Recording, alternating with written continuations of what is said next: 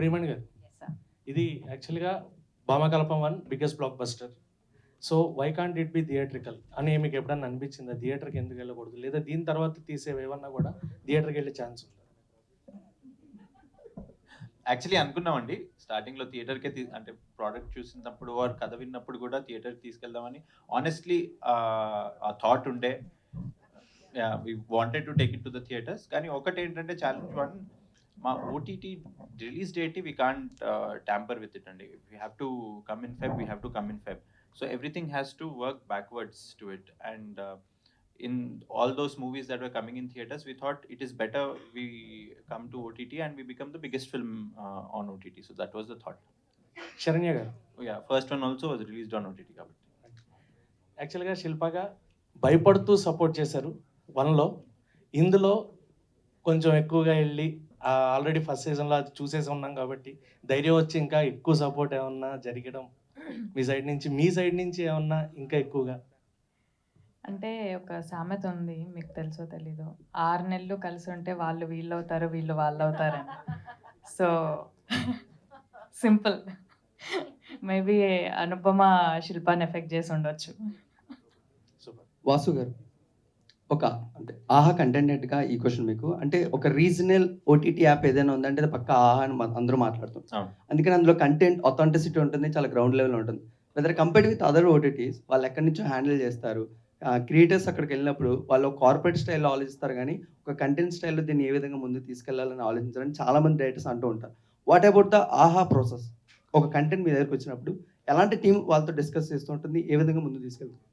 And we have a very solid team of creative producers, Andy. And the other big advantage that we have is there is a face to the name.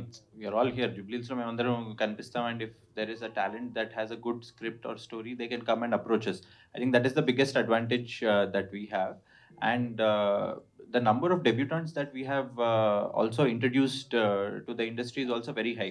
So we don't shy away from listening to the story from anybody who has a good creative idea. So one, we are very approachable when compared to the others. That's what I believe. Second, and we are open to ideas from anybody and everybody. And as long as there is a spark in that and there's a spark in the person, we are most happy to talk to them. Finally Priyamani, మెయిన్గా madam, అంటే actors ఎప్పుడూనా ఒక boundary line పెట్టుకుంటారు, weather ఓటీటీలోకి debut చేయాలా వద్దా అని కొంతమంది పెట్టుకుంటుంటారు. And మెయిన్గా actress గురించి మాట్లాడుకుంటుంటే వాళ్ళందరూ ఓటీటీ వైపు ఎక్కువగా ఇంట్రెస్ట్ చూపిస్తున్నారు. ఎందుకంటే ఒక రెగ్యులర్ కమర్షియల్ ఫిల్మ్ మనకు పర్ఫార్మెన్స్ స్కోప్ ఎక్కువ ఉండకపోవచ్చు, డైరెక్టర్ అంతగా ఆలోచించకపోవచ్చు అని. సో అందుకే ఓటీటీలో మనకు కావాల్సిన పర్ఫార్మెన్స్ ఉంటుంది.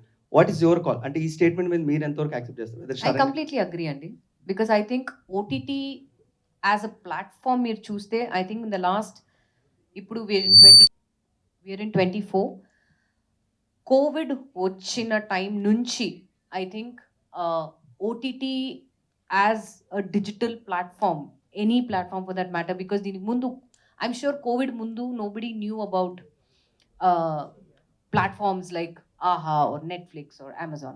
I'll start off from there. But COVID, the two years of the dark period వచ్చిన తర్వాత for all of us, I think OTT వచ్చి, the digital platform వచ్చి ఎంత మట్టికి ఇంక్రీజ్ అయిందంటే the viewership చాలా ఇంక్రీజ్ అయింది. And apart from the 2 major OTT channels, ఇప్పుడు చూస్తే you've got a variety of channels, variety of content, చాలా మంది కొత్త టాలెంట్ ఇంట్రడ్యూస్ అవుతున్నారు. ఇట్ కుడ్ బి డైరెక్టర్స్ అవ్వచ్చు, it could be script writers, it could be artist.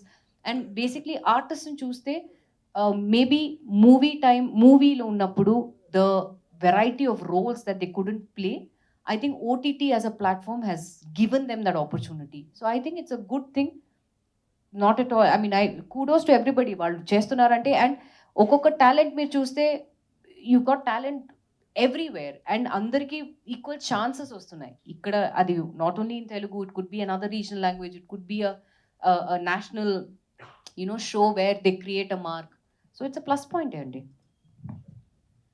Amazing, thank you so much. Happy Valentine's day అందరికీ. ఇంకొకసారి మీ అందరికీ congratulations in advance, ఎందుకంటే డెఫినెట్లీ ఈ సినిమా ఇంకొక బ్లాక్ బస్టర్ హిట్ కాబోతుంది కాబట్టి. All the very best and thank you so much.